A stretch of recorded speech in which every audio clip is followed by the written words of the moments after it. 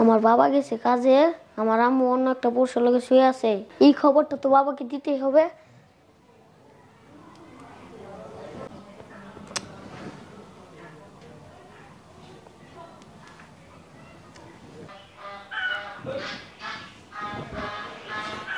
এই দাঁড়া, তোরা বলছে এই রুমে আসতে না, আর তোরা যে কত কাজ দিছিস কাজগুলি করছস?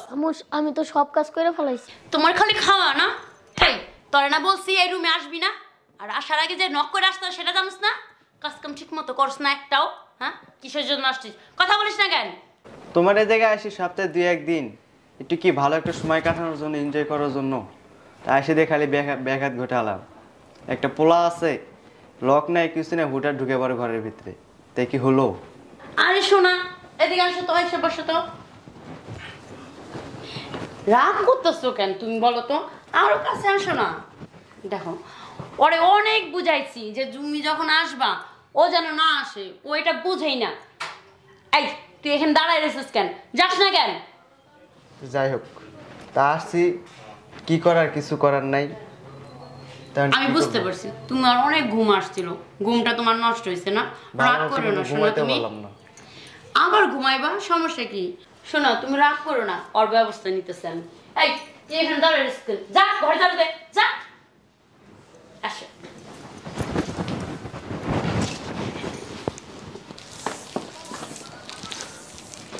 আরে বাবা, তুমি ঝাড়ু দিতেছো কেন? আম্মু আমার ঝাড়ু দিতে কইছে। তো আম্মু কই নানু ভাই? ওর আম্মু কোথায়? কোথায়? আপনি দেখবেন, চলেন আপনাকে এখন আপনার মেয়ের লাইভ কীর্তি দেখাবো। চলেন। লাইফ কীর্তি? চলেন আমার সাথে। চলো। চলেন। লাইফ কীর্তি কি আবার? দেখেন এখানে কি হইতেছে? আরে তুই কে? ধরো। হ্যাঁ, এখানে এই এক পালা রুবি না, এখানে বস। এদিকে আয় হারামজাদা, তোর কত বড় কলিজা, তুই আমার কলিজার মধ্যে হাত দিছস। তোর বিয়ে দিছি একটা সরকারি চাকরিওয়ালা ছেলে দেখে, ভদ্র নম্র দেখে, তুই আমার নাক কাটলি, তুই আমার পেটে হইছস।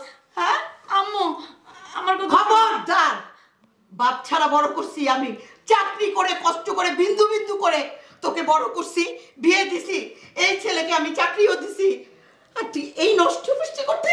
হ্যাঁ, তোর যদি সুন্দর ছেলে পছন্দ হইতো তাহলে তুই আগে কেন বললি না? হ্যাঁ, তুই আগে কেন বললি না? তুই মরে যা। আরে তুই এদিকে আয়, তুই কিরকম বাই ছেলে? এদিকে আয়, সামনে আয়। কই থাকস? এই কই থাকস? এদিকে আয়।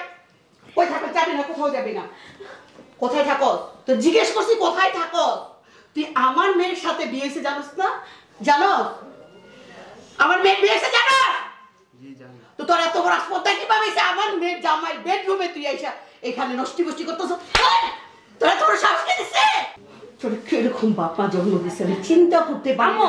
ধান নাম করে বাচ্চা কিসের মাফ করে দিব? এই খাড়া, এই জামাই ধরলা না রে?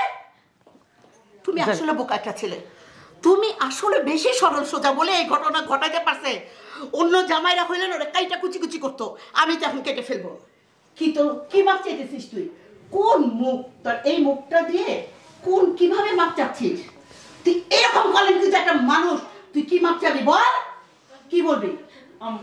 কি আমি যা করছি ভুল করছি, আমার তোরটা পরে আসতেছি। এই ঘটনা কতদিন ধরে চলতেছে সেইটা আমি আগে জেনে নেই। আচ্ছা জামাই, এটা কতদিন ধরে চলতেছে? আম্মা, এটা কতদিন যাবত চলতেছে এটা আমিও জানি না। আজকে হঠাৎ আমি অফিসে যাওয়ার জন্য যখন রওনা হয়েছি, তখন আপনার মেয়ের ফোন থেকে আমার ফোনে একটা কল আসে। আসার পর আমি যখন ফোনটা রিসিভ করি, রিসিভ করার পর এদিক থেকে কোনো শব্দ পেলাম না, কিন্তু আমি দেখলাম ওরা যে দুজন কথা বলছে এই কথাগুলো আমার কানে বাজলো। তখনই আমার খটকা লাগলো। খটকা লাগার পরেই আমি ভালোভাবে কথাটা শুনলাম। শোনার পরেই আমি আপনাকে ফোন করলাম। ওই ফোনটা কেটে আপনাকে ফোন করে তারপরে তো এই যে বাড়িতে এসে যা দেখলেন আপনি আর আমি। তো কতদিন ধরে চলতেছে এটা? সত্যি করে বল, মাফ করবো, সত্যি করে বল, কতদিন ধরে চলতেছে? বেশি দিন না আম্মু। কতদিন? 2 মাস। ওকে গরম পানি করে ঢেলে তারপর ওরে পুরাই দেওয়া দরকার, পুরাই দেওয়া দরকার। কিসের আম্মু? এই মুখে কোনো আম্মু নাই, তোর মতো মেয়ে আমার নাই। আমি আজকে থেকে একদম সন্তান ছাড়া, আমার একটা সন্তান দেখে তো বেশি লাগতেছি না? বেশি সুযোগ দিছি দেখে এরকম করতে পারছো। আম্মু আম্মু তুমি আমার মাফ করে দাও আম্মু, আমি কখন আর তোমার অবদ্ধ আমার কাছে না, জামাইয়ের কাছে। জামাই যদি মাফ করে আমি মাফ করব, জামাইয়ের কাছে মাফ চা। তুমি আমার মাফ করে দাও, আমি অনেক বড় ভুল করছি, বুঝতে পারিনি। না ওঠো ওঠো, তুমি ওঠো।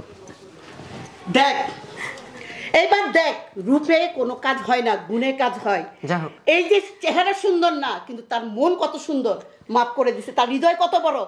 একে ভালোবাসলে জীবনটা তো সার্থক। তুই তো এতক্ষণ নরকে ছিলি, জান্নাতে যাবে যদি এর পা ধুয়া পানি খাস। আর আজকের থেকে জামাই কাপড় চোপড় কাজের মানুষ তো বিদায় করতে বসি, বিদায় করছো। এখন থেকে ও রান্না করবে, ঘরের কাজ করবে। আর যেদিন ও মা ডাকবে, তুমি ওকে মা ডাকো তো না, তাই না? মা যেদিন ডাকবা সেদিন তুমি আমারে খবর দিবা, তারপরে এসে ওর মা। এর মধ্যে ঘর মোছা সমস্ত কাজ ওকে যা করাবা, খাবার দিবা এক বেলা, আমার হুকুম। ঠিক আছে আম্মা।